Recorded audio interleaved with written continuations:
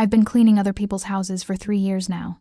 That's what happens when your nursing degree gets interrupted by life, by a mother's cancer diagnosis, by mounting bills, by a man who promised to help but only made everything worse. My name is Sofia Chen, and I'm 26 years old.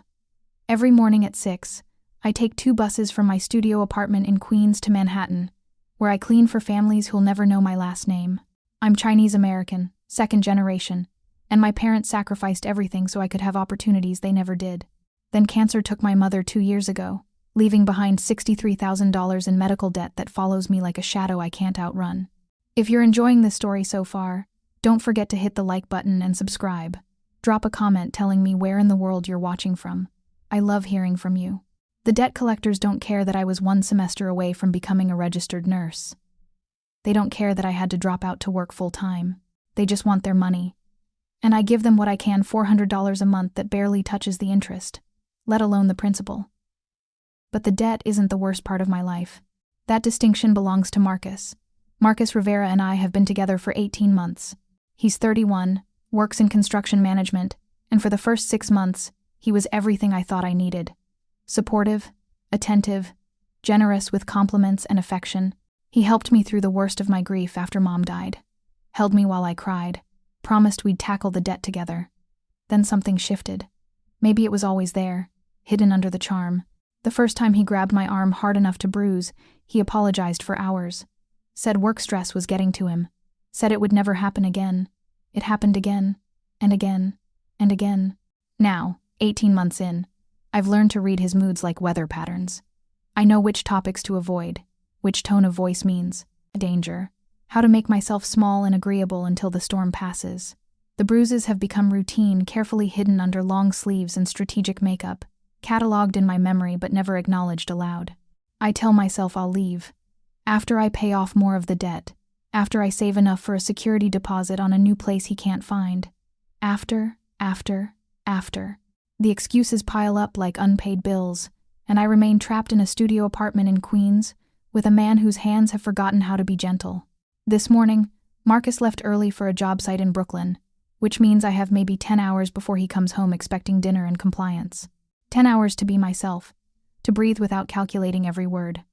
I arrive at the Castellano residence at 7:30, letting myself in through the service entrance with the key missus. Castellano gave me 6 months ago. The townhouse is 5 stories of old Manhattan money, the kind of wealth that doesn't need to announce itself. Marble floors, crown molding, artwork that probably costs more than I'll earn in my lifetime. Mrs. Castellano is 64, widowed, and kind in the distant way wealthy people often are.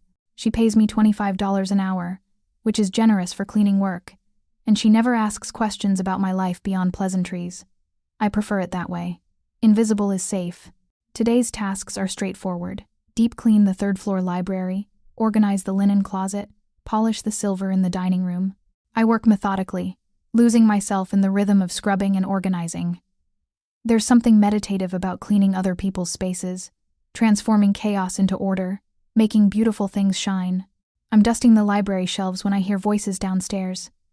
Male voices, low and serious. Mrs. Castellano doesn't usually have visitors this early, but it's not my business. I continue working, careful to be quiet. Footsteps on the stairs, multiple people ascending. I freeze, unsure of protocol. Should I announce my presence? Hide? Continue working? The decision is made for me when 3 men enter the library. The first thing I notice is the authority they carry, not loud or aggressive, but absolute. The kind of presence that makes rooms rearrange themselves around them. 2 of them are clearly security, standing near the doorway with the alert stillness of professionals. But it's the 3rd man who makes my breath catch. He's maybe 35, tall and broad-shouldered, wearing a charcoal suit that fits with the precision of serious money. His dark hair is styled back from a face that's all strong angles, high cheekbones, a jaw that could cut glass, a nose that's been broken at least once and healed slightly crooked. His eyes are dark, almost black, and they sweep the room with the kind of assessment that misses nothing. When those eyes land on me, I feel pinned in place. Sorry, I manage, setting down my dustcloth. I'm just finishing up. I'll get out of your way.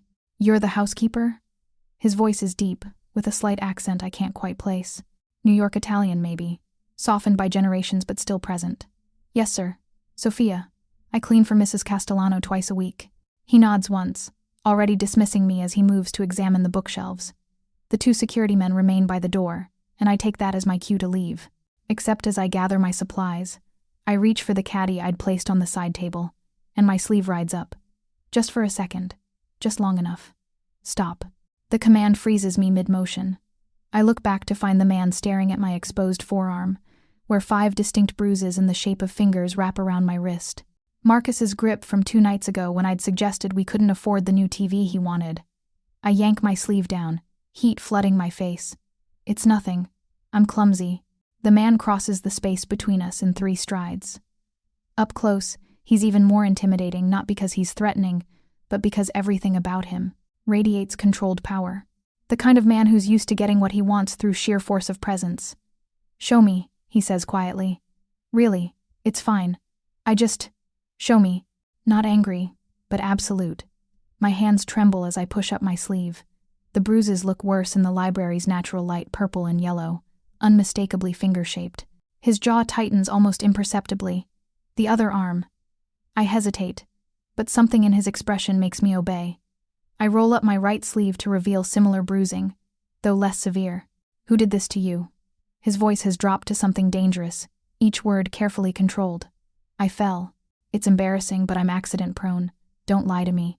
He steps closer, and I instinctively back up until I'm pressed against the bookshelf. He notices and immediately gives me space, hands raised slightly. "I'm not going to hurt you, but I need the truth. Who put their hands on you?" The concern in his voice, the anger that's clearly not directed at me, it breaks something open inside. When was the last time someone looked at my bruises with fury instead of indifference? "My boyfriend," I whisper. "But it's complicated. I can't just leave. I have debt, and he helps with rent. And where do you live?" The question throws me. "Queens. Why?"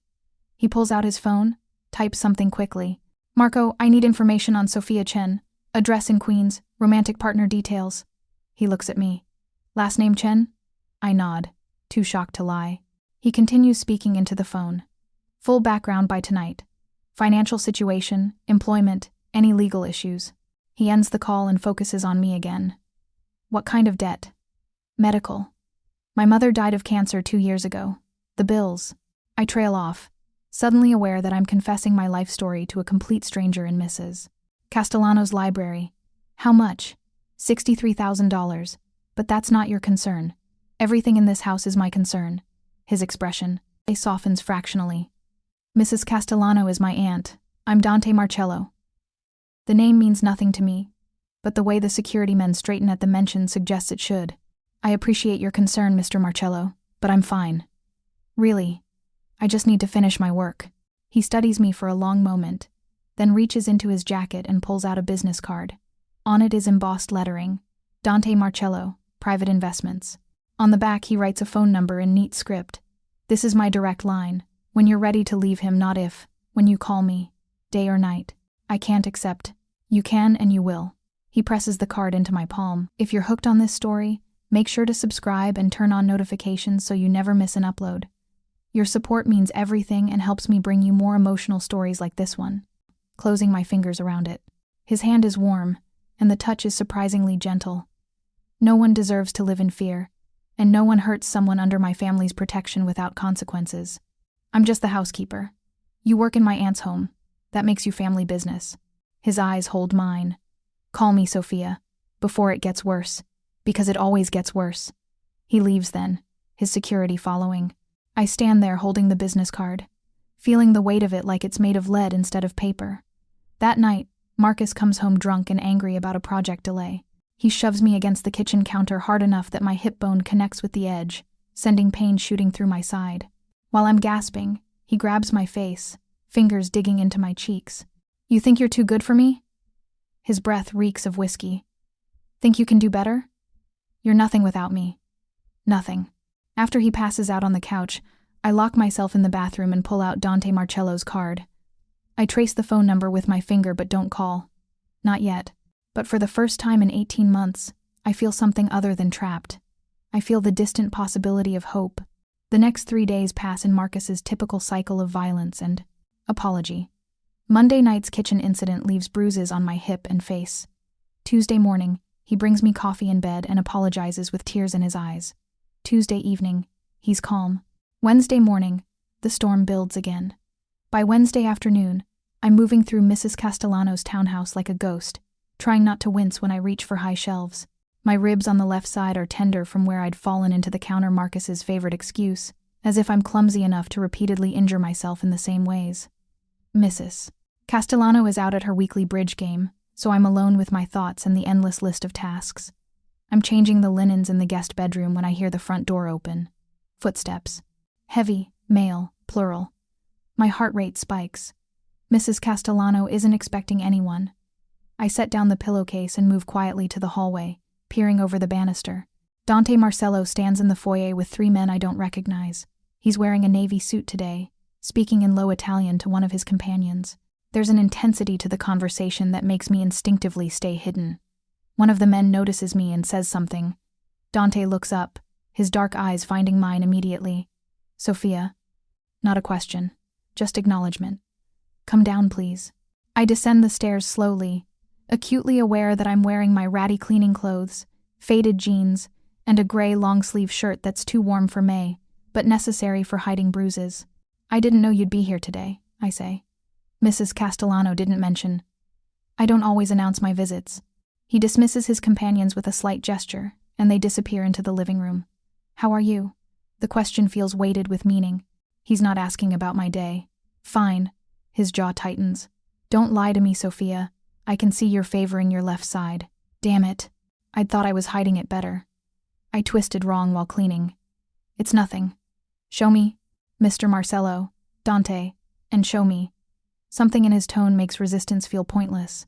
I lift my shirt just enough to reveal the bruising along my ribcage, deep purple spreading from my hip to just below my breast. The imprint of a countertop edge is clearly visible. The temperature in the room drops 10 degrees. Dante's expression doesn't change, but something dark and furious flashes through his eyes before he controls it. When? Monday night. What happened?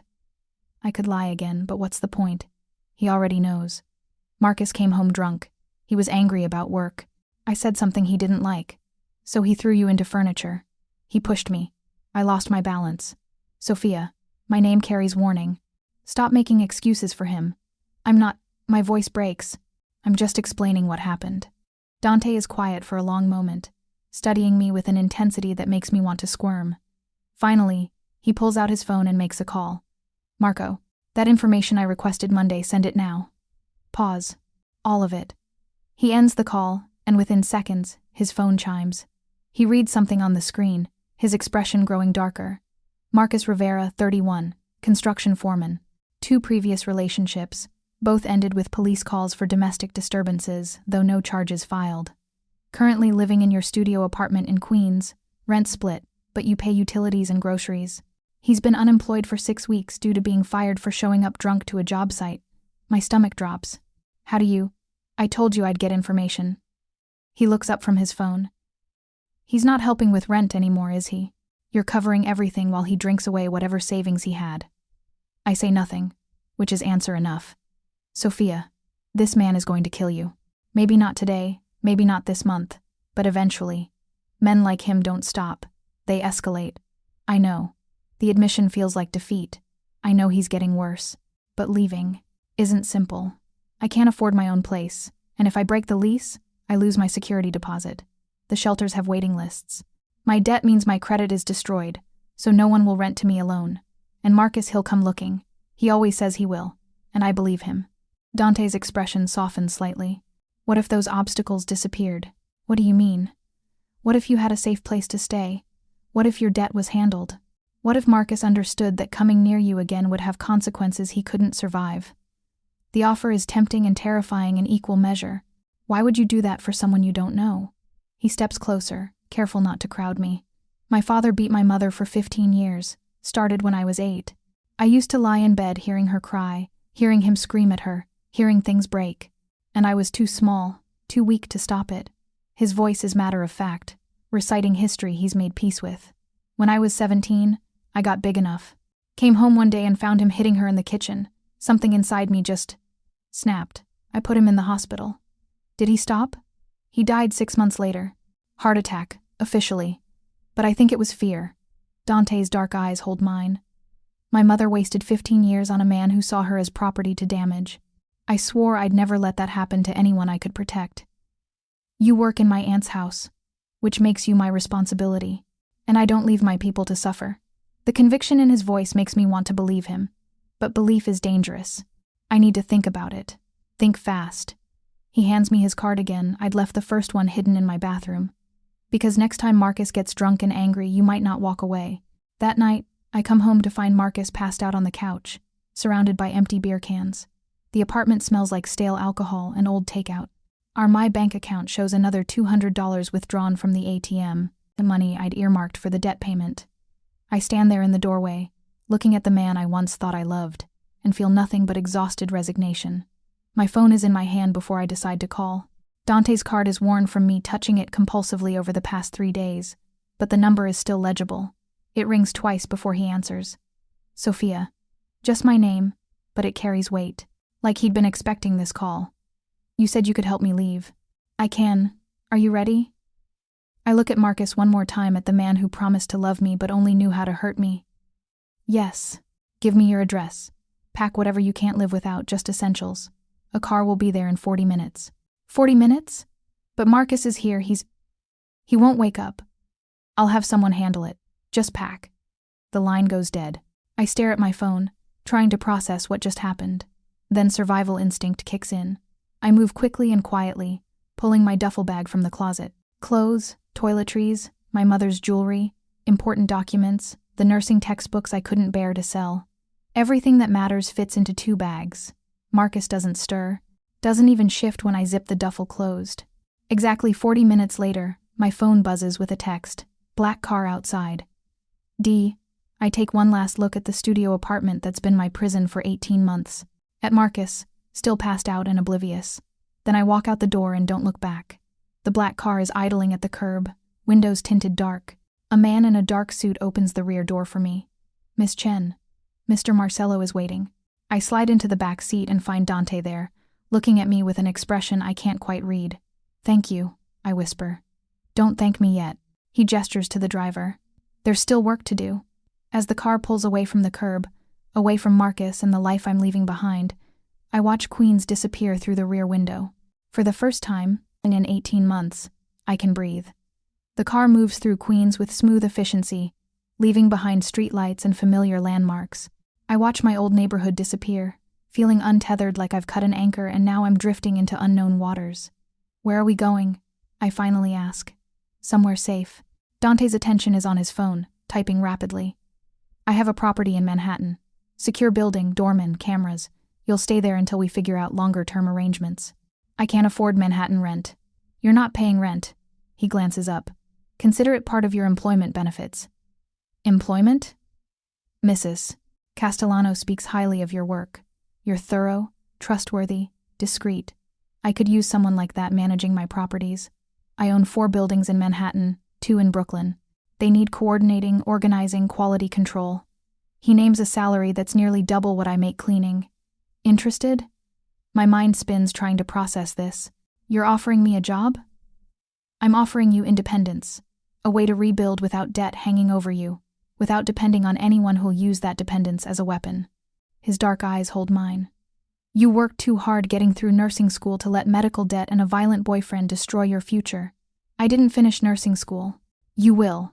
The job has flexible hours. You can go back, complete your degree, take your boards. I'll even pay for it if finances are the barrier. It sounds too good to be true, which means it probably is. What's the catch? No catch. Just loyalty. You work for me. You're under my protection.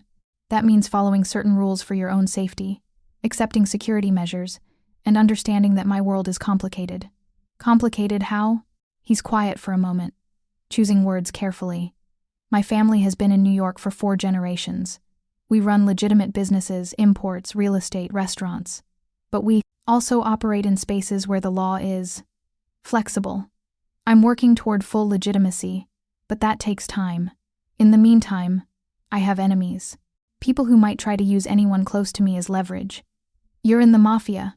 I say it flatly, testing how the words feel.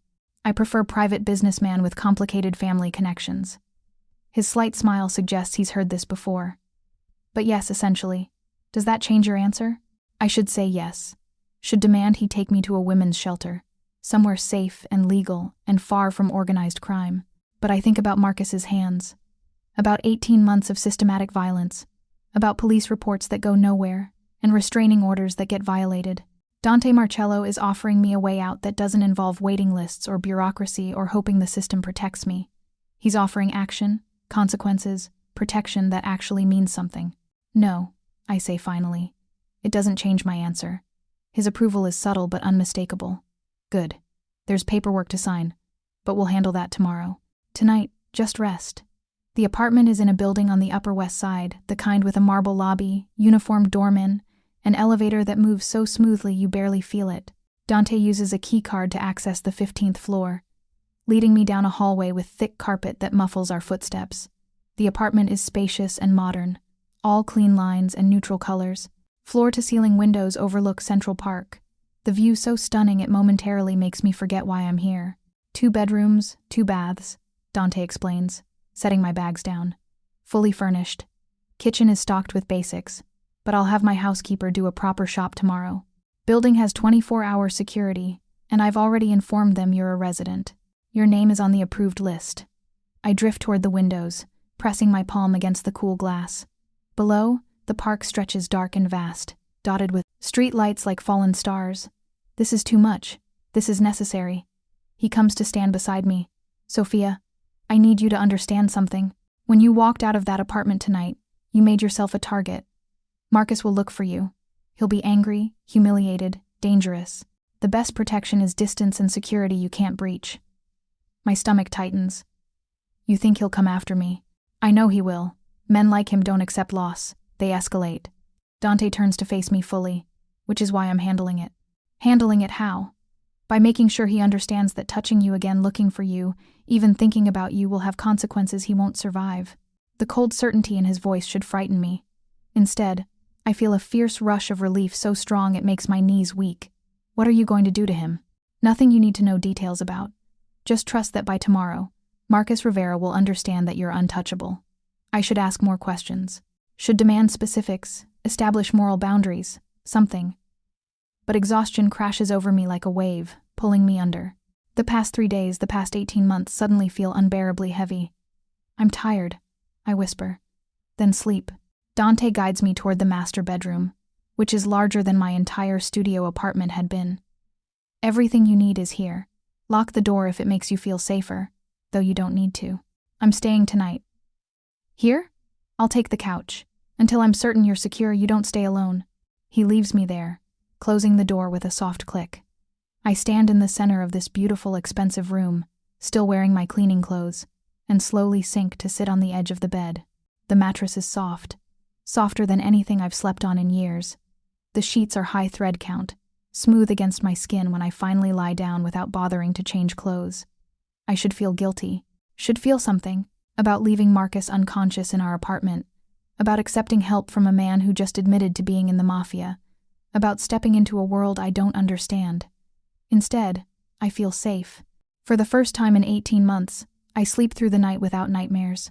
Morning comes with sunlight streaming through unfamiliar windows. For a disoriented moment, I don't remember where I am. Then it all comes back: Dante, the car, this apartment, freedom. I find him in the kitchen, making coffee with the efficiency of someone who's done this 1,000 times.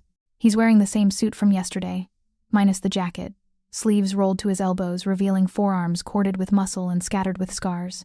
Good morning. He hands me a mug, prepared exactly how I take it: cream, no sugar. I don't remember telling him that. How did you sleep? Better than I have in months. I sip the coffee, letting the warmth spread through me. Thank you. Don't thank me yet. He pulls out his phone, shows me the screen. Marcus woke up this morning to find you gone and this waiting for him. The photo shows Marcus's car, or what's left of it. Every window is smashed, tires slashed, the word "done" spray painted across the hood in red letters that look disturbingly like blood. You destroyed his car? I sent a message. He also received a visit from some associates who explained in detail what happens if he attempts to find you, contact you, or speak your name to anyone who might know where you are. Did they hurt him? They were persuasive. Dante's expression is carefully neutral. He's currently at Mount Sinai Hospital getting his nose reset and some stitches. He'll recover, but he'll remember. I should feel horrified. Should be concerned about Marcus's broken nose and the violence Dante so casually ordered. Instead, I think about 18 months of fear. About bruises layered on bruises. About the kitchen, counter and the bedroom wall and 100 other places Marcus's violence had left its mark.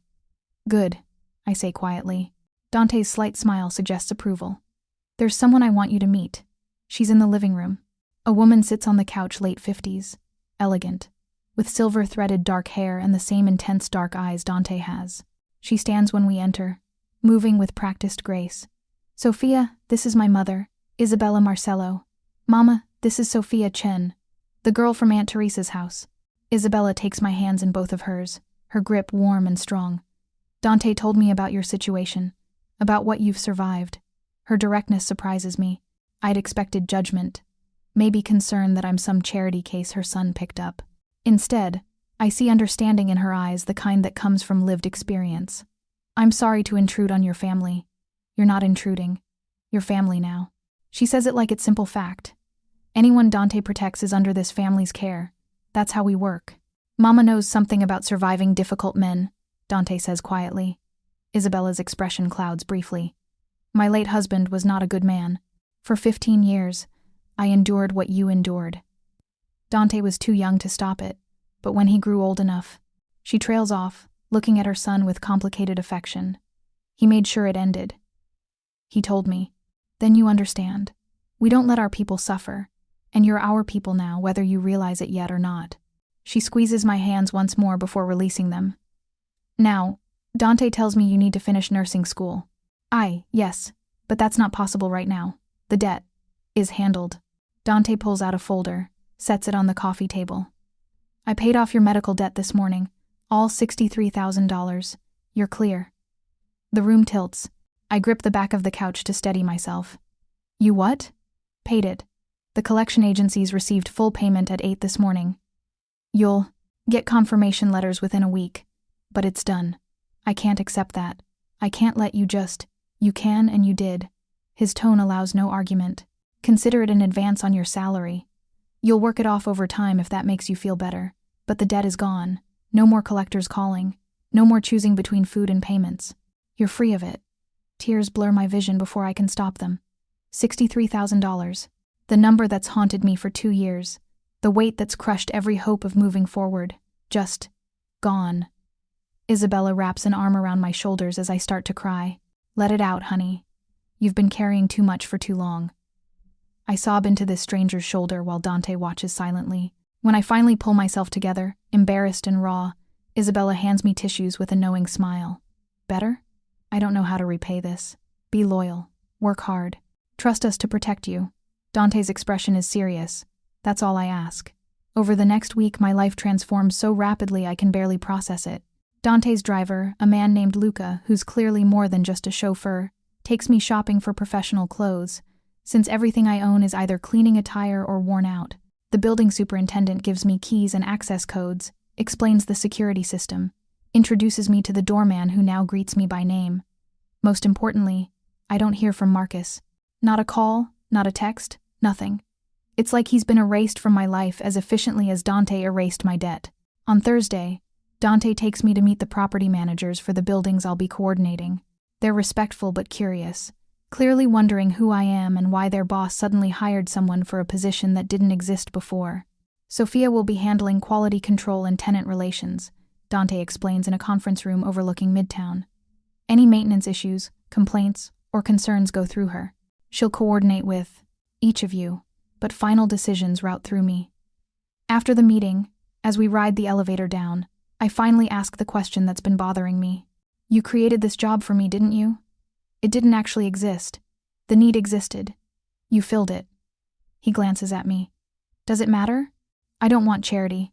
This isn't charity. I own multiple properties that need oversight. My time is better spent on other aspects of the business. You're organized, detail-oriented, and you understand how to manage spaces. It's actually a practical hire. Convenient timing, though. Very convenient. His slight smile acknowledges the truth. But that doesn't make it less real. You'll work, Sofia. Probably harder than you did cleaning. The job is legitimate. That night, I'm in the apartment reviewing building maintenance reports when my phone rings. Unknown number. My stomach clenches. Marcus somehow found me, got past Dante's warnings. Hello? Is this Sofia Chen? A woman's voice, professional and slightly concerned. Yes? This is Officer Patricia Morrison with NYPD. I'm calling about Marcus Rivera. We understand you were in a relationship with him? My heart hammers. Was. Past tense. We broke up last week. When was the last time you saw or spoke to Mr. Rivera? Last Wednesday. Why? What happened? Mr. Rivera filed a missing persons report 2 days ago claiming you disappeared. But then he withdrew it this morning, said it was a misunderstanding. I'm following up to confirm you're safe and left of your own free will.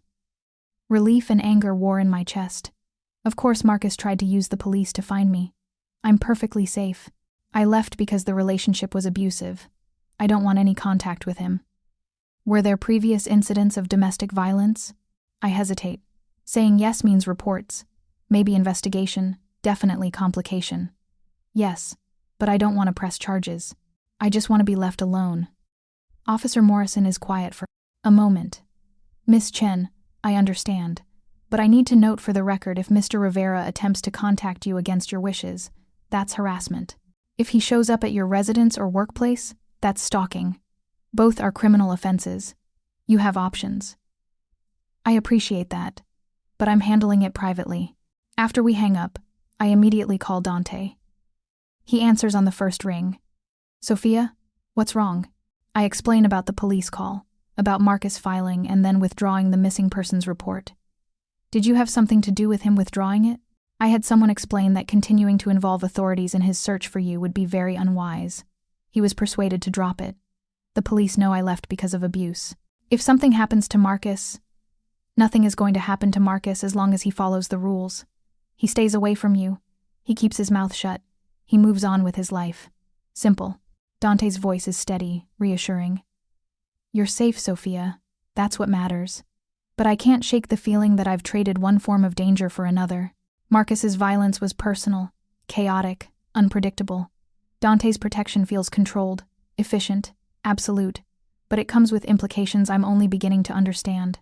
That Saturday, Dante invites me to dinner at a restaurant in Little Italy, upscale but not ostentatious, the kind of place where everyone seems to know him and treats him with careful respect.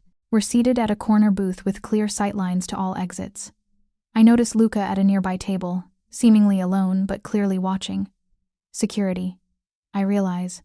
Always security.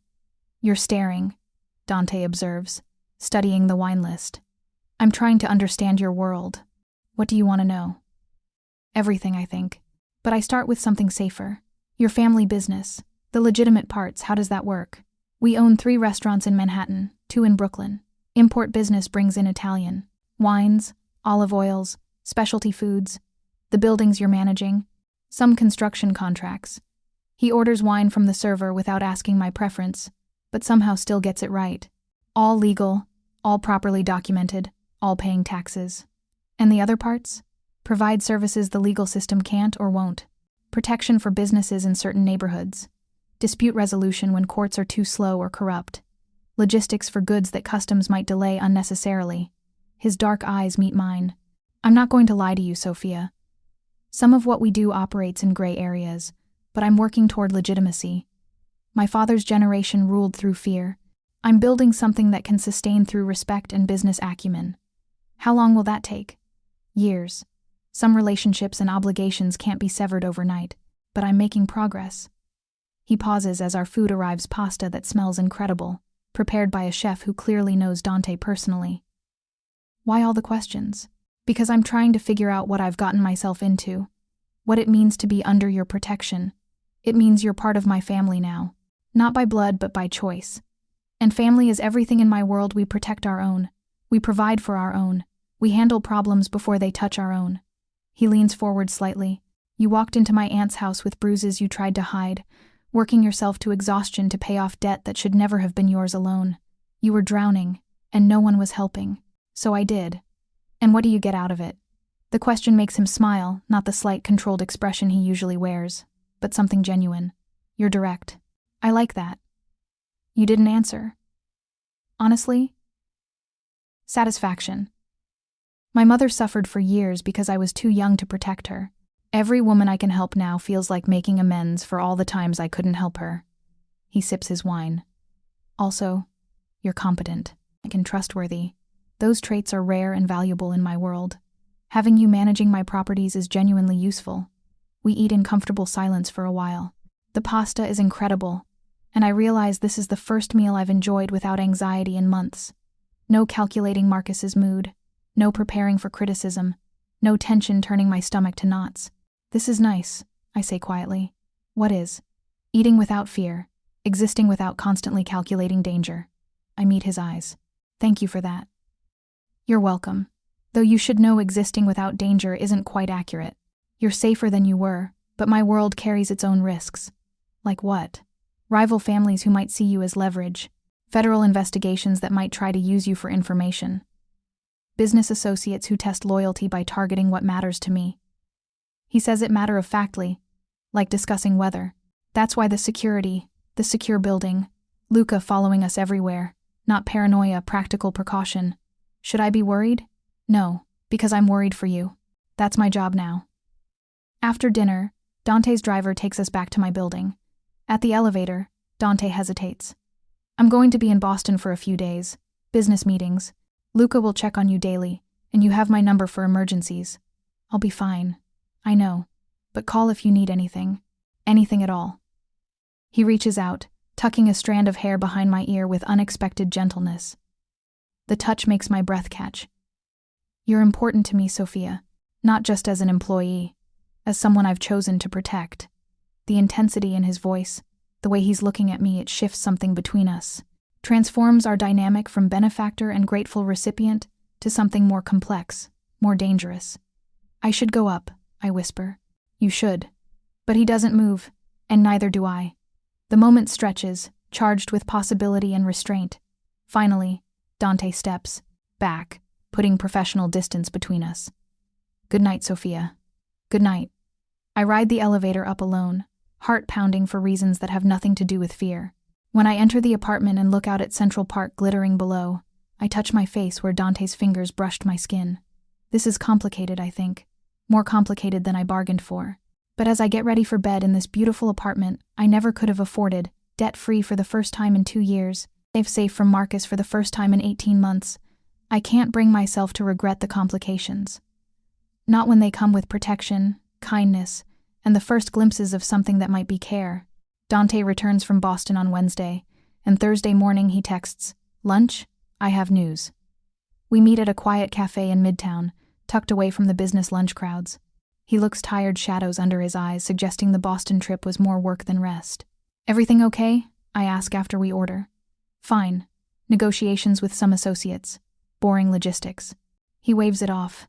But I have something for you. He slides a folder across the table. Inside are registration documents for Columbia University School of Nursing, a schedule of remaining classes I need to complete my degree, and a letter confirming my acceptance for the fall semester. You're enrolled, Dante says. I pulled some strings with the admissions office. Your previous credits transfer. You just need to complete your final clinical rotations and pass boards. You can finish by next spring. I stare at the documents, unable to process. How did you? I made calls. Your academic record before you had to leave was excellent. With the right recommendation letters and financial guarantees, they were happy to readmit you. Financial guarantees? Tuition is covered. Books, fees, everything. You focus on studying and passing. The job is flexible enough to accommodate your class schedule. This is too much. The apartment, the debt payment, and now this. It's overwhelming in a way that makes me feel simultaneously grateful and trapped. Dante, I can't keep accepting. Yes, you can. He reaches across the table, covers my hand with his. Sofia, listen to me. You worked hard to build a future, and one abusive asshole tried to destroy that. I'm just helping you get back what should have been yours all along. Why? The question comes out plaintive. Why do all this for someone you barely know? He's quiet for a long moment, his thumb tracing circles on the back of my hand. Because when I saw those bruises on your wrist, I saw my mother. I saw 15 years of suffering that I couldn't stop until I was strong enough, and I swore I'd never let another woman endure what she did if I had the power to prevent it. I'm not your mother. No, you're someone else I'm choosing to protect. His dark eyes hold mine with an intensity that makes my stomach flip. Someone who matters to me. The weight of that confession sits between us like a living thing. I matter to you. I repeat slowly. Yes. As what? A responsibility? A project? As Sofia. He pulls his hand back, as if realizing he's revealed too much. As someone who walked into my family's home and reminded me why I'm trying to build something better. Someone strong and kind and deserving of a life without fear. Our food arrives, breaking the tension. We eat mostly in silence, but it's not uncomfortable, just heavy with things we're not quite ready to say. After lunch, as we walk toward where Luca waits with the car, Dante's phone rings. He checks the screen, and his expression darkens. I need to take this. He steps away, speaking in rapid Italian. Even without understanding the language, I can hear the anger in his tone. When he returns, the careful control he usually maintains has fractured slightly. Problem? I ask. Marcus. My blood turns cold. What about him? He's been asking questions, trying to find out where you are, who helped you leave. He went to Mrs. Castellano's townhouse yesterday. Horror floods through me. Is she okay? She's fine. He didn't get past the front door, but he's becoming a problem that needs a more permanent solution. What kind of solution? Dante's expression goes flat, and for the first time, I see the dangerous man beneath the protective exterior. The kind that ensures he never bothers you or anyone again. You're going to kill him. I say it quietly, testing how the words feel. I'm going to remove him as a threat. The details don't concern you. Don't do that. Don't make decisions about my life without letting me know what they cost. He studies me for a long moment. You want the truth? Always. Marcus Rivera won't be killed. He'll be relocated. Forcibly. There's a construction project in Alaska that needs workers isolated, brutal conditions, but legitimate. He'll wake up tomorrow on a plane heading there with a new employment contract, and understanding that returning to New York means consequences he won't survive. You can just do that? Force someone onto a plane? I can do a lot of things when properly motivated. His jaw tightens. He went to my aunt's house, Sofia. He's looking for you, and he's getting bolder. That can't continue. And if he doesn't stay in Alaska? Then the consequences I mentioned become real. Dante's voice drops to something cold and final. I gave him a chance, broke his nose, destroyed his car, made the rules clear. He's choosing to push boundaries. That's on him. I should feel guilty. Should protest that Marcus, despite everything, is still a human being who deserves due process. But I think about 18 months of violence. About the casual way he'd grab my wrist and squeeze until I gasped. About waking up every morning wondering if today would be the day he finally went too far. Okay, I say, okay? Do what you need to do. I trust you. Something shifts in Dante's expression, surprise maybe, or satisfaction that I'm not fighting him on this. You're sure? I'm sure. But Dante, I don't want to know details. Don't tell me when it happens or how. Just handle it, and let me move forward. He nods once.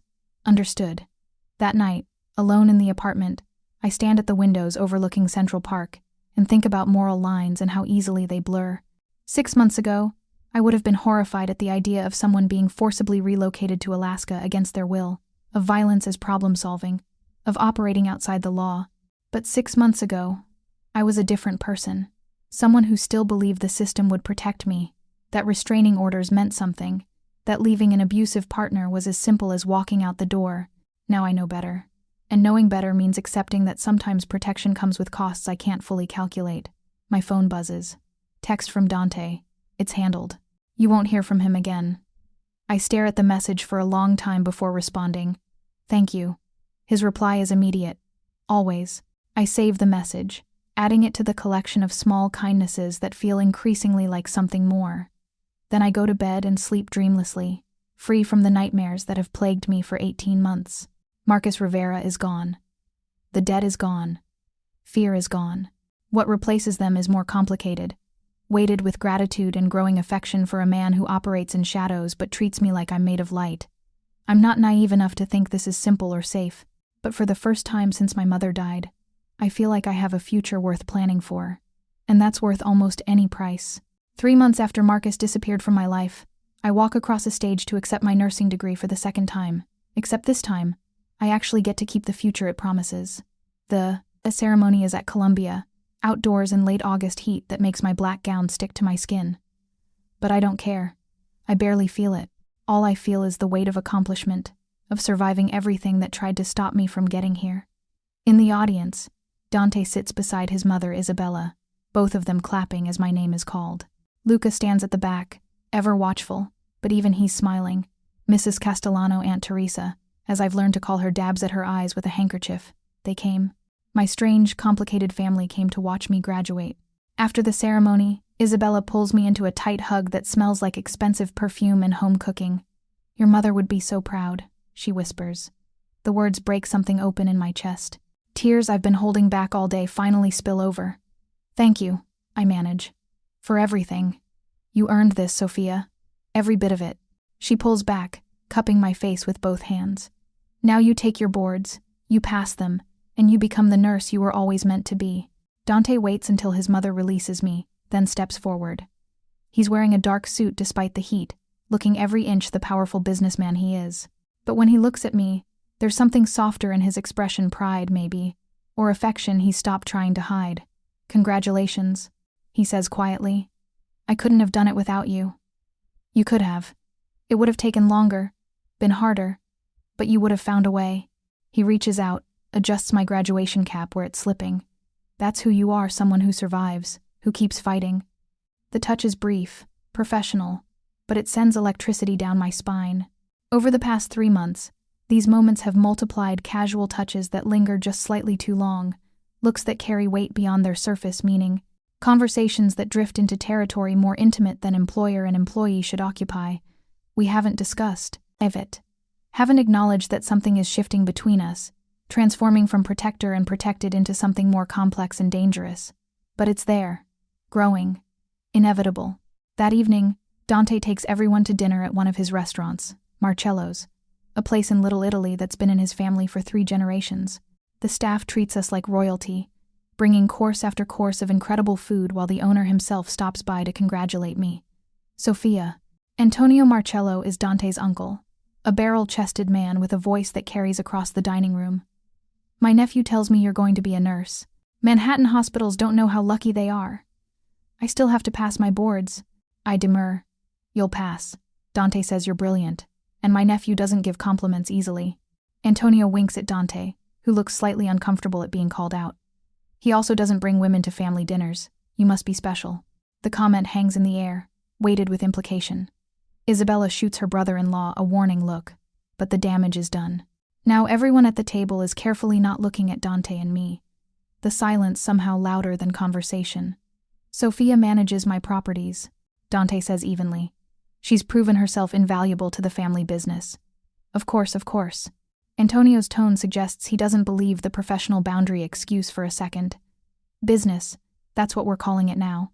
After dinner, Dante drives me home himself, no Luca, no driver, just the 2 of us in his sleek black Mercedes navigating Manhattan traffic. "Sorry about my uncle," he says. Antonio means well, but subtlety isn't his strength. "It's fine." I watch the city slide past the windows. Though he's not entirely wrong, is he? About what? About me being more than just someone who manages your properties. Dante is quiet for a long moment, hands tight on the steering wheel. "What do you want me to say, Sofia?" "The truth." He pulls over suddenly, parking on a quiet side street near my building, turns to face me fully in the darkened car. "The truth is that 3 months ago, I saw bruises on a woman's wrist and made a decision to help. That's what I told myself. This was about protection, about preventing another tragedy like my mother endured." His dark eyes search mine. "But somewhere between paying off your debt and enrolling you in school and removing Marcus from your life, it stopped being just about protection." My heart hammers against my ribs. What did it become? Something I have no right to feel. You came to me vulnerable, escaping abuse. Getting involved with you romantically would be taking advantage of that vulnerability, of the power imbalance between us. What if I don't see it that way? "Sofia, I'm not that same terrified woman anymore, Dante. I have my degree. I have a job, a real job that you created, yes, but one where I've proven my value. I have independence, security, choices." I reach out, place my hand over his where it rests on the gear shift. "I'm not with you because I'm trapped, or because I owe you. I'm here because I want to be." His hand turns under mine, fingers lacing through mine with desperate pressure. My world is dangerous. You've been insulated from the worst of it, but that won't last forever. Getting close to me makes you a target. I'm already close to you, already part of your world. The only question is whether we acknowledge what's been building between us, or keep pretending it doesn't exist. You deserve better than this, better than me. Stop telling me what I deserve. My voice comes out sharper than intended. I've had enough of men making decisions for me. Marcus told me what I deserved usually right before his fist connected. You're not him, Dante. So don't act like you know better than me what I need. The comparison to Marcus makes him flinch. That's not fair. No, it's not, but it's true. I squeeze his hand. I'm not asking for promises or guarantees. I'm just asking you to be honest about what this is between us. Dante stares at me for a long moment, something warring in his expression. Then he leans across the center console and kisses me. It's not gentle or tentative. It's desperate, claiming 3 months of restraint breaking all at once. His hand comes up to cup my face, thumb tracing my cheekbone while his mouth moves against mine with bruising intensity. I kiss him back just as fiercely, pouring 18 months of fear and 3 months of growing affection into the connection. He tastes like the wine from dinner and something darker, more dangerous. His other hand finds my waist, pulling me as close as the car's interior allows. When we finally break apart, both breathing hard, his forehead rests against mine. This is a mistake, he whispers. Probably. I'm going to hurt you, not intentionally but my world. I know. I pull back enough to meet his eyes. I know what I'm getting into, Dante. I'm not naive. But I'd rather have this you with all the complications than play it safe and wonder what if. He studies my face like he's memorizing it. If we do this, there are rules. Security protocols you'll need to follow. People you'll need to be cautious around. The Russian families have been quiet lately, but that won't last. They'll eventually notice you matter to me, and they'll try to use that. Then we deal with it together. You're sure? Instead of answering, I kiss him again, softer this time, but no less certain. When he walks me to my apartment, he doesn't leave. And for the first time since moving in 3 months ago, I don't sleep alone. The next 2 weeks are a blur of studying for my nursing boards and navigating this new dynamic with Dante. We're careful in public, professional distance maintained. No obvious displays of affection that might paint a target on my back. But in private, in the apartment he pays for and the car where no one can see, we're something else entirely. He's surprisingly gentle for a man who commands violence with a phone call. Thoughtful in ways Marcus never was. Paying attention to what I need rather than taking what he wants. We talk for hours about everything: his plans for legitimizing the family business, my goals for working in emergency medicine, the books we've both read, the city we both love. It feels normal, safe, like maybe dangerous and complicated can coexist with happy. Then, 2 weeks after graduation, reality reasserts itself with brutal efficiency. I'm leaving Columbia after a review session when a black SUV pulls up beside me. Not Dante's car, wrong make, wrong feel. The back door opens, and a man I don't recognize gestures. Get in, Miss Chen. I don't think so. I back away, reaching for my phone. Mr. Volkov would like to speak with you. It's not a request. My blood turns to ice. Volkov. I've heard Dante mention that name: Russian family, territorial disputes, ongoing tension that occasionally flares into violence. I have nothing to say to Mr. Volkov. He has things to say to you. The man's accent is thick, Eastern European, about Dante Marcello and the promises he's made. Get in, or we make this difficult. I'm calculating whether I can run, whether I'd make it to the campus security office before they caught me, when another car screeches to a stop between me and the SUV. Luca emerges like a fury, gun already drawn. Back the fuck up. 2 more of Dante's men materialize from seemingly nowhere, flanking the Russian vehicle with weapons visible. The street transforms into a potential war zone in seconds. The Russian holds up his hands. Just delivering an invitation. No need for drama. You deliver invitations through proper channels, not by cornering women on the street. Luca's voice is deadly calm. Tell Volkov if he wants a meeting, he calls Dante directly, and he keeps his hands off what's ours. The SUV door closes, and the vehicle pulls away, but not before the man in the back seat makes eye contact with me, his expression promising this isn't over. Luca holsters his weapon, immediately on his phone. Boss, we have a problem. 20 minutes later, I'm in Dante's office, a penthouse suite in Midtown with views stretching to the horizon. He's behind his desk when I arrive. phone pressed to his ear, speaking rapid Italian that sounds distinctly threatening. He ends the call when he sees me, moving around the desk to pull me into his arms. Are you hurt? No. Luca got there before anything happened. I pull back to look at him. Who's Volkov? A problem I thought I'd contained. Dante's jaw is tight with controlled fury. Alexei Volkov runs the Russian operations in Brighton Beach. We've had territorial agreements for years, but recently he's been testing boundaries, trying to expand into areas my family controls. And now he knows about me. Yes. He releases me, begins pacing like a caged predator. This is exactly what I was afraid of. You becoming a target because of your association with me. What does he want? Leverage. He approaches you, scares you, uses you to pressure me into concessions I'd never otherwise make. Dante stops pacing, faces me directly. Sofia, I need to send you somewhere safe. Out of the city, maybe out of the country. Just until I resolve this. No, this isn't negotiable. Yes, it is. I cross my arms. I'm not running, I'm not hiding, and I'm sure as hell not letting some Russian mobster dictate my life. He will hurt you to get to me. That's not theoretical, it's inevitable if you stay visible. Then make me less visible. Increase security, change my routines, whatever you need to do. But I'm not leaving. I have my boards in 2 weeks. I have job interviews lined up. I have a life here, Dante. His expression wars between admiration and frustration. You're being stubborn. I'm being practical. Running only delays the problem. You said yourself territorial disputes are ongoing. So we deal with it now, together, instead of me hiding indefinitely. He stares at me for a long moment, then pulls out his phone. Luca, I need a full security detail on Sofia. 24-hour coverage, rotating shifts. No one gets within 10 feet of her without being vetted. After he hangs up, I move closer. What are you going to do about Volkov? Handle it. His voice drops to something cold and final. He made a mistake approaching you. Now he'll learn what that costs. That night, Dante insists I stay at his penthouse instead of my apartment. It's the first time I've been to his actual home, a space that's somehow both luxurious and sparse, expensive but not ostentatious. You live here alone? I ask, taking in the floor-to-ceiling windows, the modern furniture, the distinct lack of personal touches. Usually. I have a housekeeper who comes twice a week, but otherwise it's just me. He pours us both wine, hands me a glass. I don't bring people here. It's private. But you brought me. You're not people. You're... He trails off, searching for words. You're the first person in years who makes me want something beyond business and obligation.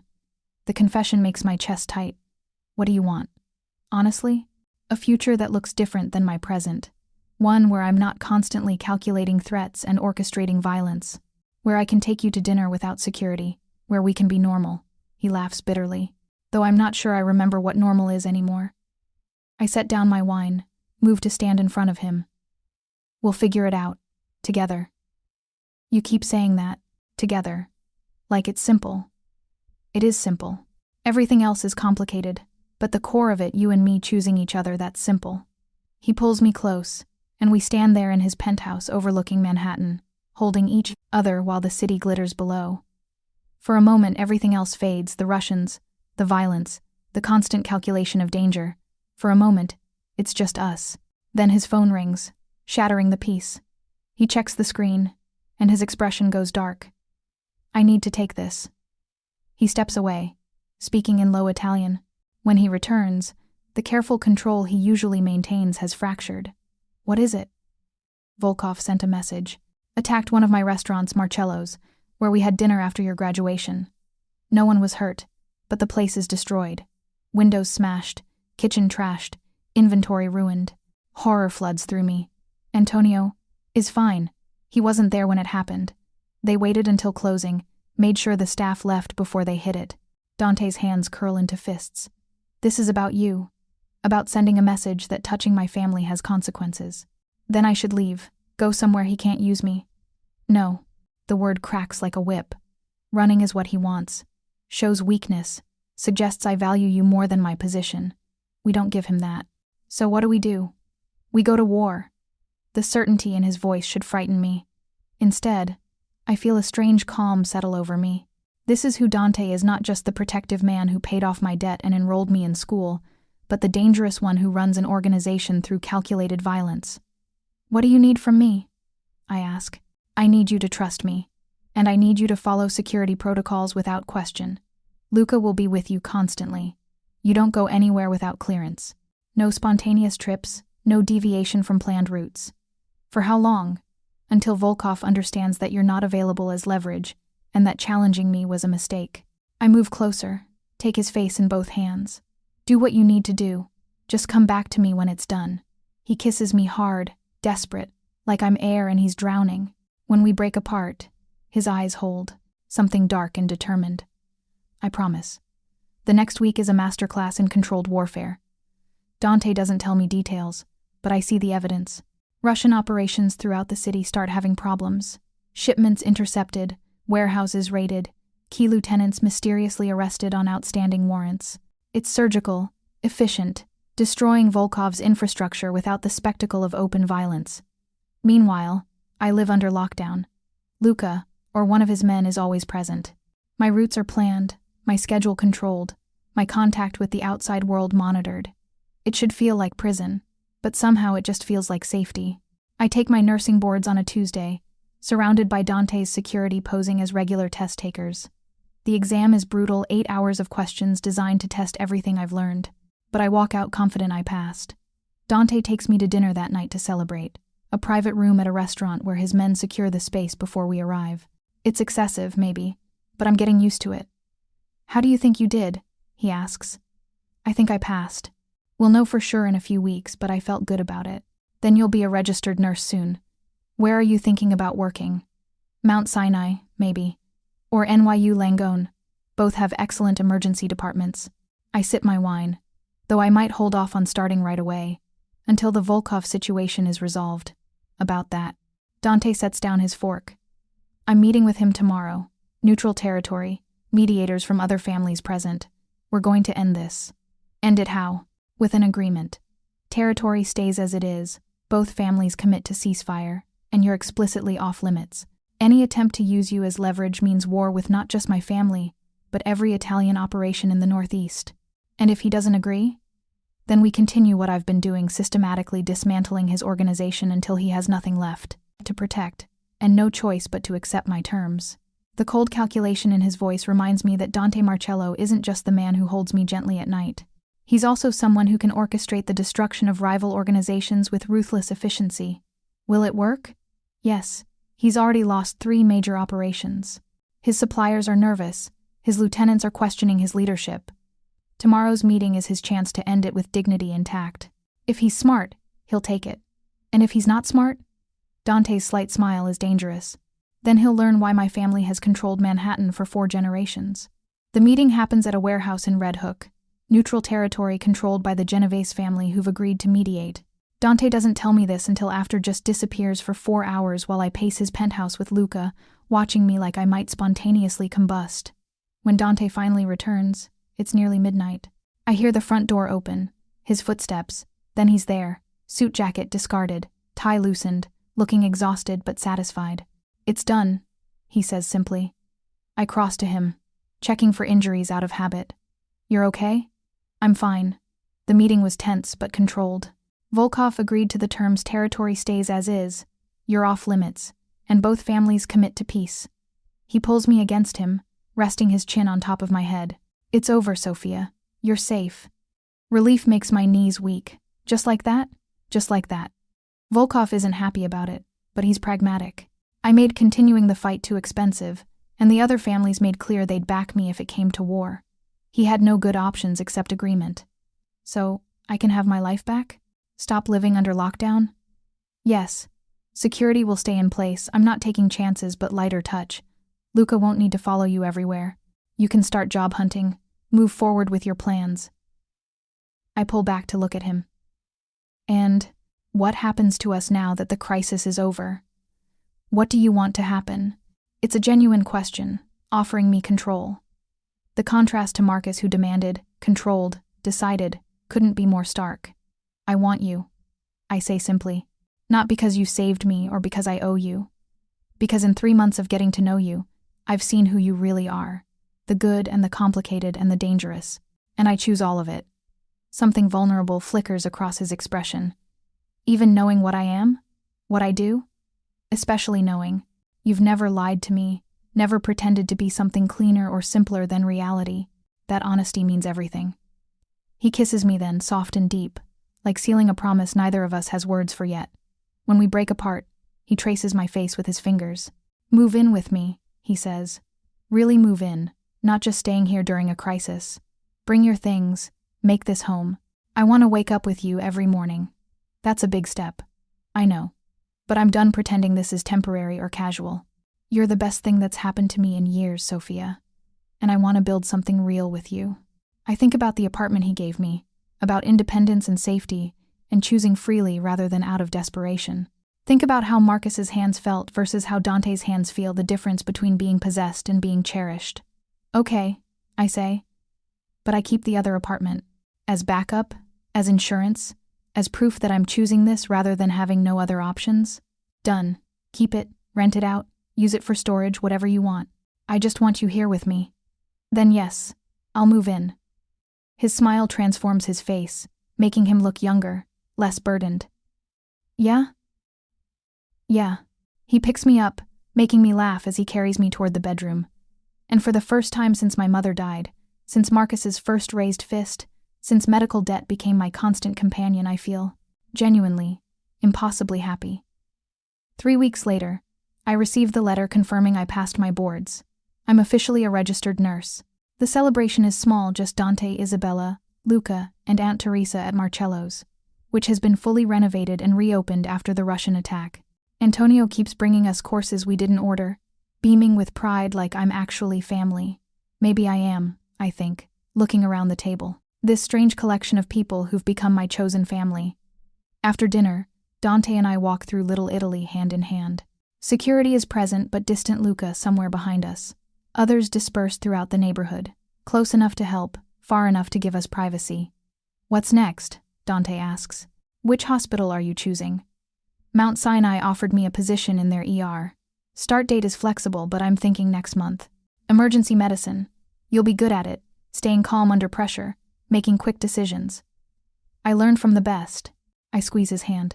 You're very good at staying calm under pressure. Years of practice. We stop at a small park, sitting on a bench overlooking the neighborhood. Sofia, I need to tell you something. The seriousness in his tone makes my stomach clench. What? I'm accelerating the transition to legitimacy, working with my lawyers to divest from operations that are too risky or illegal. It'll take another 2 years minimum, but by the time I'm 40, I want this family to be completely clean. Why now? Because of you. Because I want a future where we can have dinner without calculating threats. Where if you get pregnant someday, our children don't grow up surrounded by violence. He turns to face me fully. I want to be the man you deserve, not just the one you're settling for. I'm not settling. Let me finish. He takes both my hands in his.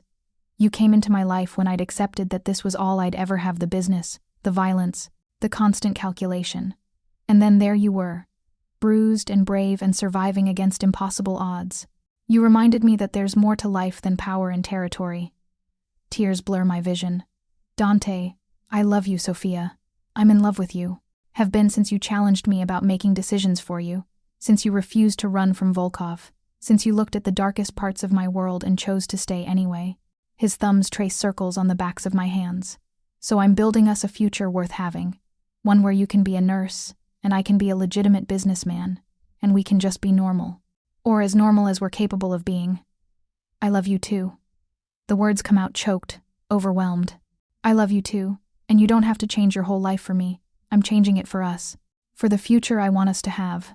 He pulls a small box from his jacket pocket, and my breath stops. Which is why I'm asking if you'll marry me. The ring is beautiful, a single diamond, elegant and understated, exactly what I would have chosen if he'd asked, but I can barely see it through my tears. We've only been together 3 months. I've known since the first week. Since you stood in my aunt's library with bruises you tried to hide, and still had the strength to question my intentions. Since you refused to be caged or controlled or saved if it meant losing yourself. He opens the box fully. I don't need more time to know you're who I want. So, will you marry me, Sofia Chen? I think about Marcus's hands and Dante's hands, about fear versus trust, about surviving versus living, about how sometimes the most dangerous choice is also the one that sets you free. Yes, I say through tears. Yes, I'll marry you. He slides the ring onto my finger, then pulls me into a kiss that tastes like salt and promise and future. Around us, Little Italy continues its evening rhythm. Families finishing dinner, couples strolling, the neighborhood Dante's. Family has protected for generations. When we break apart, I rest my forehead against his. I never thought I'd get here, I whisper. From where I was 18 months ago to this moment, it feels impossible. The best things usually do. He traces the ring on my finger. Thank you for trusting me, for seeing past what I do to who I'm trying to become. Thank you for seeing me, for caring about the bruises, for paying attention when everyone else looked away. We sit there as darkness falls, holding each other while the city moves around us. Somewhere behind us, Luca maintains his protective distance. Somewhere across the city, the Russian families honor their agreement, understanding that Sofia Chen is untouchable. And in this moment, on this bench in Little Italy with a ring on my finger and the man I love beside me, I'm not just surviving anymore. I'm living. The debt is gone. Marcus is gone. Fear is gone. What remains is complicated and imperfect and nothing like the safe, simple future I once imagined. But it's mine, chosen consciously, built on foundations of honesty and protection, and a love that began with bruises and became something worth fighting for. 6 months ago, I was invisible, a maid, trying to survive one more day. Now I'm engaged to a man who sees me completely, who loves me fiercely, who's rebuilding his entire world so we can have a future worth sharing. It's not a fairy tale. Real life never is. But it's ours, and that makes it perfect. The emergency department at Mount Sinai is chaos incarnate on a Friday night in October. Gunshot wound in Bay 3, cardiac arrest in Bay 1. A drunk driver who wrapped his car around a telephone pole being wheeled past me toward radiology. I've been on shift for 9 hours, and my feet are screaming inside my nursing clogs. But my hands stay steady as I start an IV on a teenage girl with appendicitis, talking her through the sharp stick while her mother hovers anxiously. You're going to be fine. I tell her, my voice calm despite the controlled chaos around us. Surgery will take care of it, and you'll feel so much better after. Will it hurt? Her eyes are wide with fear. They'll give you good medication. You won't feel a thing during the procedure. I tape down the IV, check the flow. I promise we're taking excellent care of you. Doctor, Patterson appears, reviewing the girl's chart. Nice work, Sofia. Let's get her prepped for OR. 2 years into this job, and I still get a rush from it, the adrenaline of emergency medicine, the satisfaction of helping people on their worst days, the knowledge that I'm doing exactly what I was meant to do. My mother would be proud. The thought comes unexpectedly, as it sometimes does during quiet moments. She sacrificed so much so I could become a nurse. And even though she didn't live to see me graduate, I feel her presence in every shift, every patient I help, every life I touch. The $63,000 in medical debt that crushed me for 2 years? Gone. Erased by a man who saw bruises on my wrist and decided I deserved better. Sometimes I still can't believe that night in Aunt Teresa's library changed my entire life trajectory. My phone buzzes in my scrub pocket. Text from Dante. Dinner at 8? Made reservations at that place you like. I smile, typing back with one hand while checking a patient's vitals with the other. If I get out on time. Crazy night here. His response is immediate. I'll wait. Love you. Love you too. Sofia, another nurse calls from across the department. MVA coming in, multiple traumas, ETA 3 minutes. I pocket my phone and move into position. This is the job, constant motion, split-second decisions, life and death playing out in fluorescent-lit bays, and I'm damn good at it. The motor vehicle accident victims arrive in a controlled storm of paramedics and equipment. I take the second patient, a woman in her 30s with chest trauma and a possible collapsed lung. My training kicks in, automatically. Assess, stabilize, communicate with the trauma team, monitor vitals, prepare for emergency thoracotomy if needed. Doctor. Patterson works beside me, our movements synchronized from 2 years of shifts together. Good catch on the lung sounds, he says as we get the chest tube in. You probably saved her life. By the time my shift ends at 9, I'm exhausted, exhilarated, and running an hour late. I text Dante an apology as I change out of my scrubs in the locker room. Don't apologize. I'm proud of you. Meet me at home instead, I'll cook. Home. The penthouse that stopped feeling like his space and became ours. where my nursing textbooks share shelf space with his business journals, where my mother's jewelry box sits on the dresser, where we've built something real and solid and ours. Luca is waiting outside the hospital in the usual black car. After 2 years, he's become more than security, he's family. Someone who texts me terrible jokes during long shifts and remembers my coffee order without asking. Rough night? He asks as I slide into the back seat. 3 traumas, 2 cardiac arrests, and a guy who tried to treat a spider bite with a blowtorch. I lean my head back against the leather seat. So, pretty standard Friday. He laughs. You hungry? Boss said he's making that pasta you like. Starving. How is he? Good. Meeting ran long, but he seemed happy. Said something about news he wants to share. My stomach flips with nervous excitement. Dante's been working with his lawyers for 2 years, systematically transitioning the family business toward full legitimacy. Every few months, there's progress, another gray area operation closed, another legitimate investment opened, another step toward the future he promised me. The penthouse is warm and smells incredible when I arrive. Dante's in the kitchen, sleeves rolled up, stirring sauce with the same focused attention he brings to everything. He looks up when I enter, and his smile transforms his face, softens the hard edges that come from years of calculated violence. There's my wife, he says. Wife. We got married 6 months ago, small ceremony in Aunt Teresa's garden, just family and close friends. Isabella cried through the entire thing. Antonio gave a toast that was equal parts embarrassing and touching, and when Dante slid the wedding band onto my finger next to my engagement ring, I felt the final piece of my new life click into place. There's my husband. I crossed to him, wrapping my arms around his waist from behind. This smells amazing. Family recipe, my grandmother's. He turns in my embrace to kiss me properly, long and deep, and full of the kind of affection that still makes my heart race. How was work? Exhausting. Good. I think we saved 3 lives tonight. I steal a piece of bread from the cutting board. Luca said you have news? I do. But food first. You need to eat. He serves dinner at the small table by the windows overlooking Central Park. 2 years, and the view still takes my breath away, the park dark and vast below, the city glittering beyond, the sense of being suspended between earth and sky. Okay, I say after we've both eaten enough to take the edge off hunger. Tell me your news. Dante sets down his fork, and I can see barely contained excitement in his expression. As of this afternoon, the Marcello family is officially out of protection rackets, illegal gambling, and all gray area operations. We're completely legitimate. My breath catches. Completely? Completely. The restaurants, the import business, the real estate holdings, all legal, all properly documented, all clean. He reaches across the table to take my hand. It took 2 years and cost me relationships with families who wanted to maintain the old ways. But it's done, Sofia. I'm done. Tears blur my vision. I know what this cost him, not just money, but power, influence, connections forged over decades. The Marcello name still carries weight in certain circles, but it's different now. Cleaner, but diminished in the eyes of those who measure power in violence and fear. Are you okay with it? I ask. Giving up that much? I'm more than okay. I'm relieved. His thumb traces circles on the back of my hand. My grandfather built an empire through intimidation. My father maintained it through calculated brutality. I'm ending it by choosing something better, a life where I don't have to measure success in body counts and territory. What did Isabella say? She cried. Happy tears.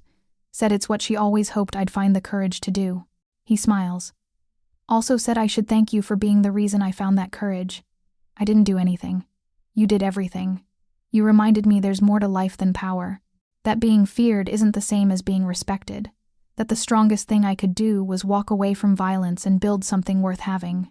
I move around the table to sit in his lap, wrapping my arms around his neck. I'm so proud of you. I'm proud of us. He holds me close. 2 years ago, you were trapped with a man who hurt you, drowning in debt, your dreams on hold. Now you're an ER nurse saving lives, we're married, and we're building the kind of future neither of us thought we'd get to have. It still feels surreal sometimes, like I'll wake up and be back in that studio apartment in Queens, and this will all have been a dream. It's real. He kisses my temple. You're real, we're real, and it only gets better from here. We sit there for a while, holding each other while the city breathes below us. Finally, Dante shifts, reaching into his pocket. There's one more thing. He pulls out a small envelope. From Aunt Teresa. Inside is a deed the townhouse where I used to clean, where Dante first saw my bruises and decided to help. The property is now in my name. What I don't understand. Teresa's moving to Florida. Arthritis. Makes New York winters unbearable. She wanted you to have the house, says you made it feel like home even when you were just the housekeeper. Dante explains. It's yours to do whatever you want with. Live in it. Rent it. Sell it. She just wanted you to have it. I stare at the deed, overwhelmed.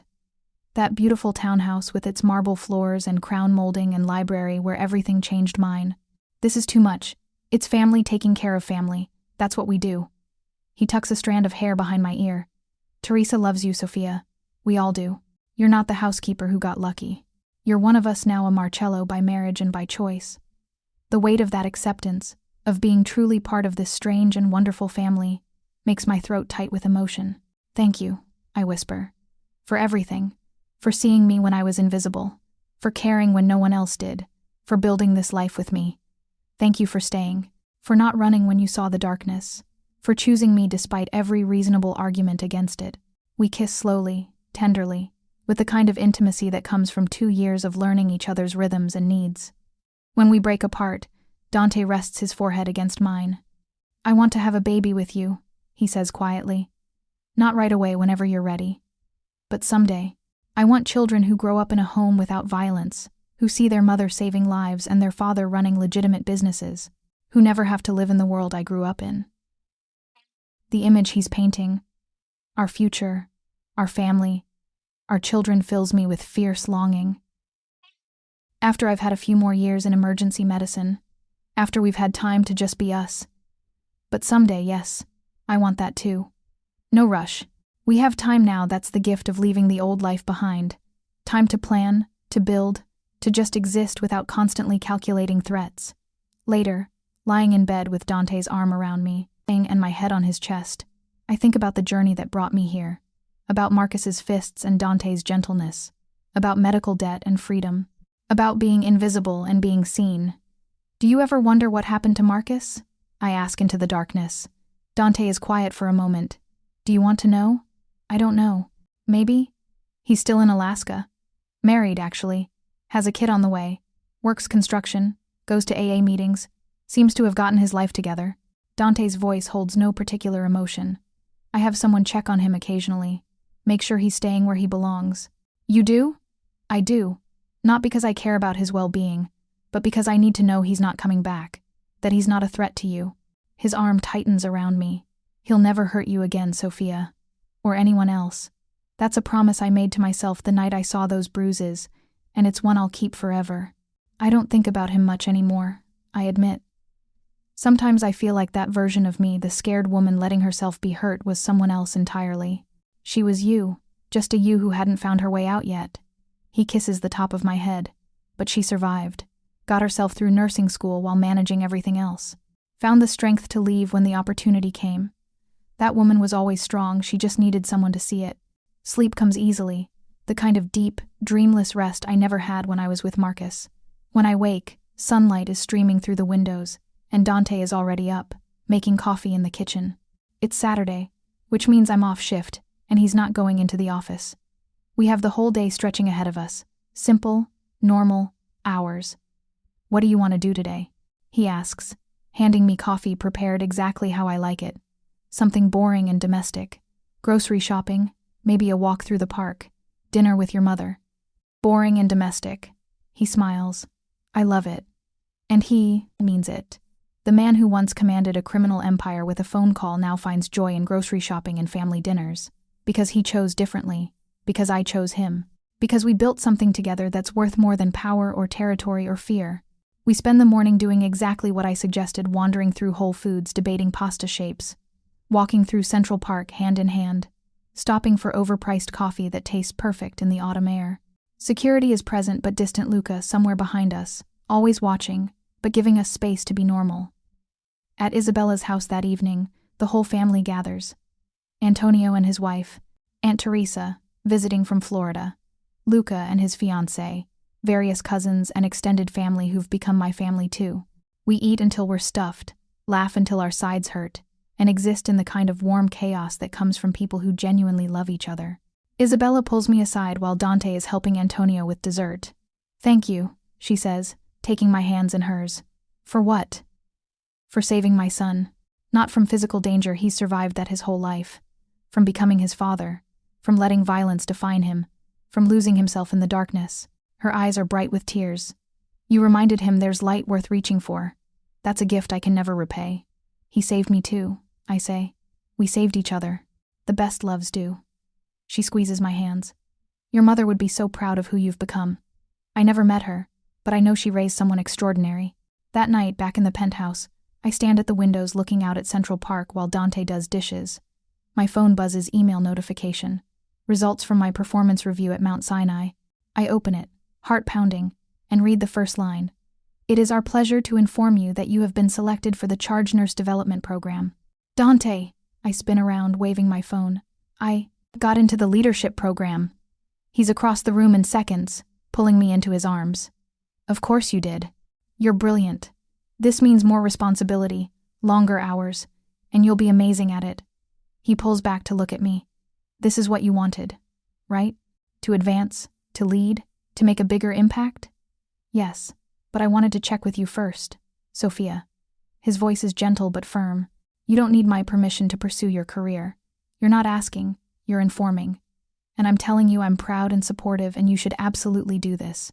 The contrast to Marcus, who would have raged at the idea of me having more responsibility, more independence, more of anything that wasn't focused on him, couldn't be more stark. "I love you," I say fiercely. "I love you so much. I love you too. Now let's celebrate properly."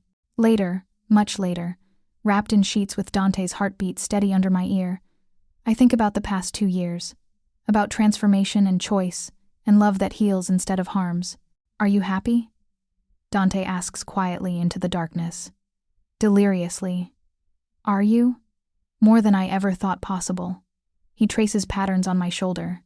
"Thank you for taking a chance on me. For seeing past what I was to who I could become. Thank you for seeing me at all. For noticing bruises everyone else ignored." We fall asleep like that, tangled together, safe, and loved, and free. And somewhere in the city below, life continues, people surviving, people suffering, people finding their own ways out of darkness. Maybe some of them will get as lucky as I did. Maybe they'll find their own version of Dante Marcello, someone who sees their pain and decides to do something about it.